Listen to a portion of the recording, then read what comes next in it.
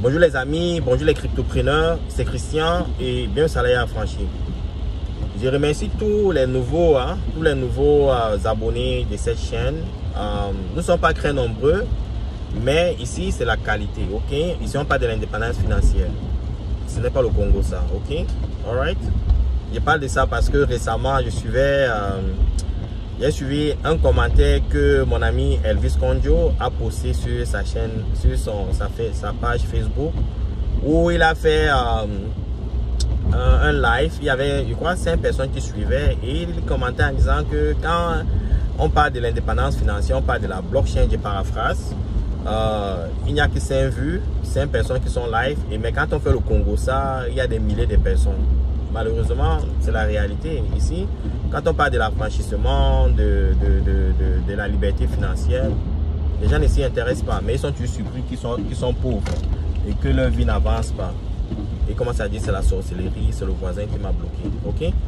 Merci pour ceux qui s'abonnent. Et maintenant, il faut agir. Ok? Il ne faut pas seulement s'abonner. Il faut vous informer, vous éduquer, vous transformer et investir. Essayez de changer votre vie. Aujourd'hui, je vais parler de la réserve fédérale, ok? Parce qu'il faut pour ceux qui investissent dans les crypto-monnaies, il faut comprendre le rôle de la réserve fédérale, ok? Pourquoi la réserve fédérale? Il faut comprendre qu'avant 1913, ok? Je parle de la réserve fédérale américaine. Avant 1913, il n'y a pas de réserve fédérale, ok? La politique monétaire était gérée par des politiques partisanes, par des idéologies. Par exemple, aux États-Unis, les démocrates, les républicains, il y avait cette influence idéologique au niveau de la politique monétaire. Et pendant les crises financières, pendant les paniques financières, il n'y avait pas un organe indépendant pour pouvoir gérer ces crises-là. Okay? C'est pour ça qu'en 1913, la Réserve fédérale est née. Okay, aux États-Unis. Concrètement, ce que les gens pensent, la Réserve fédérale n'est pas un organe gouvernemental, c'est un organe privé. Okay? Les décisions prises par la Réserve fédérale ne sont pas sujettes à l'autorisation du président américain ou bien de la Fed ou du Congrès ou du Sénat. Okay? Ces gens-là ont une indépendance au niveau de leurs décisions. C'est la première des choses. Okay? La deuxième des choses, c'est que quel est le rôle qu'il leur a assigné? Le rôle qu'il leur a assigné, c'est d'assurer la stabilité des prix, le plein emploi et s'assurer que les taux d'intérêt sont modérés. Ok? Maintenant, transportons ça. Bon, il y a d'autres rôles que la Réserve fédérale. Je vais me limiter sur ces trois-là. Ok? Maintenant, transposons-nous sur la situation économique actuelle. On parle des taux d'inflation très élevés, on parle des taux d'intérêt très élevés, on parle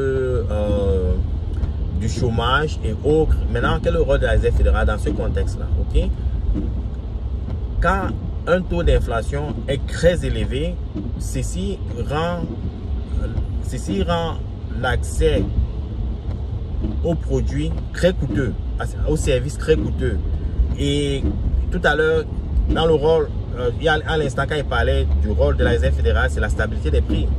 La Réserve fédérale a pour rôle maintenant de venir s'assurer que le taux d'inflation est contrôlé pour que les prix soient stabilisés.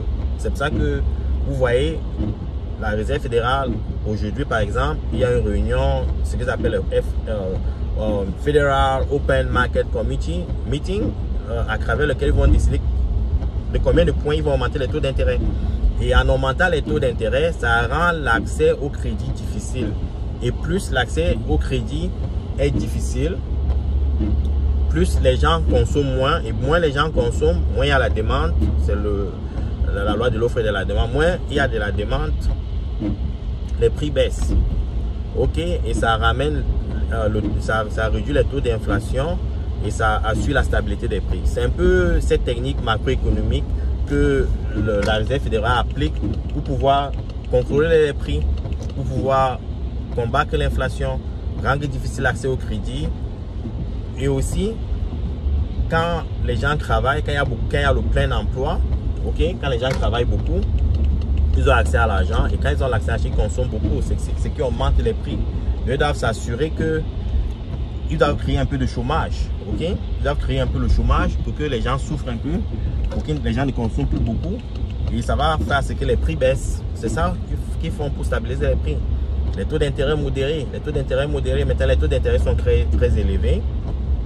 Et comme les taux d'intérêt sont très élevés, les gens n'ont plus accès facile au crédit. Les gens ne consomment plus. Et ça réduit les prix. Mais la situation inverse, c'est que quand...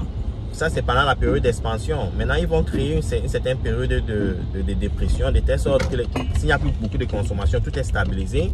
Maintenant, les entreprises ne pourront plus créer d'emplois. Ça va créer des taux de chômage très élevés. Et qu'est-ce qu'ils vont faire en ce moment-là? Et les gens ne pourront plus consommer parce que tout devient trop cher. Ok? Ils ne travaillent plus. Ils n'ont plus d'argent pour consommer. Ça veut dire que les entreprises ne pourront plus embaucher. Ça veut dire que il y aura des layoffs. On va envoyer les gens au chômage. Et qu'est-ce qui va se passer? C'est que maintenant, ils vont faire l'inverse. Ils vont maintenant essayer d'encourager les entreprises à créer des emplois en réduisant les taux d'intérêt pour que les gens puissent avoir accès au crédit, pour que les gens puissent créer des emplois, pour que les gens puissent consommer. Ça sera maintenant l'inverse. Ok? Et c'est là que j'anticipe aura lieu l'année prochaine. Et quand ça aura lieu, j'anticipe que d'ici la fin de cette année, les taux d'intérêt vont commencer à baisser parce que au niveau de l'accès au crédit, c'est devenu difficile. La consommation a baissé, le taux d'inflation a craint de baisser. Les gens commencent à ressentir cette douleur-là. Les gens ne parviennent même plus à payer leur maison parce que les gens ne parviennent plus à payer leur maison parce que les taux d'intérêt ne font qu'augmenter. Donc, ils devraient, à principe, d'ici la fin de l'année ou début de l'année prochaine, commencer à réduire les coûts. Et quand ça va se passer, qu'est-ce que vous croyez qu'il va se passer, les gars? Les gens vont commencer à réinvestir dans les crypto-monnaies. Il y aura plus de liquidités. Et on aura notre bull market. Désolé pour cette obscurité. Je suis en train d'aller garer ma voiture dans un sous-sol. On aura notre bull market, les gars. Ok? J'anticipe le bull market pour l'année prochaine. Ceci n'est pas un conseil financier. Si vous investissez dans les crypto-monnaies, vous perdez votre argent, c'est votre problème. Ça, c'est mon analyse personnelle. Ok? Donc, je pense que l'année prochaine, il y aura le bull market. Préparez-vous pour le bull market, les gars. Bonne journée. Ciao.